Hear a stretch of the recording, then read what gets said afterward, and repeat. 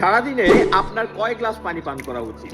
দেখেন, অতিরিক্ত পানি পান করা যেমন শরীরের জন্য ভালো না, তেমনি হচ্ছে কম পানি পান করলে আমাদের শরীরে বিভিন্ন ধরনের রোগের দেখা দিতে পারে বা রোগের বাসা বাঁধতে পারে। তাহলে আমরা কিভাবে বুঝবো যে সুস্থ থাকার জন্য প্রতিদিন কতটুকু পানি পান করা উচিত? সিম্পল একটা ফর্মুলা আপনাদেরকে শিখাই দেই। প্রথমে হচ্ছে আপনার বডির ওয়েটকে আপনি 9 দ্বারা ভাগ করতে পারেন। ধরেন সাপোজ মনে করেন আপনার শরীরের ওজন হচ্ছে 70 কেজি। এখন এই 70 কে যদি আপনি 9 দ্বারা ভাগ করেন তাহলে 7.78 সামথিং দাঁড়ায়। তার মানে আপনি পূর্ণ সংখ্যায় 8 গ্লাস পানি পান করতে পারেন।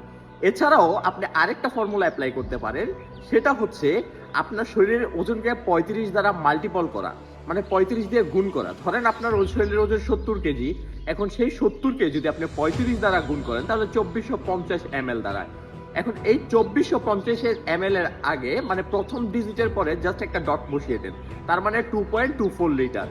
তার মানে সারাদিনে আপনি 2.24 লিটার পানি পান করলে আপনি হচ্ছে সুস্থ থাকতে পারবেন। এমন একটা বাড়ির সাধারণ গ্লাসে প্রায় 250 ml এর 200 ml থেকে 250 ml বা 300 ml পানি নিয়ে থাকে। তো সেই হিসাব করলেও প্রায় দেখা যায় 2.24 লিটার বা 2.5 লিটারের কাছাকাছি দাঁড়ায়। তার মানে বুঝতেই পারতেছেন যে আপনাদের সারাদিনে কত লিটার পানি পান করা উচিত। এমন এই শর্টকাট ওয়েতে হেলদি টিপস পেতে আমার পেজটাকে ফলো দিয়ে রাখেন।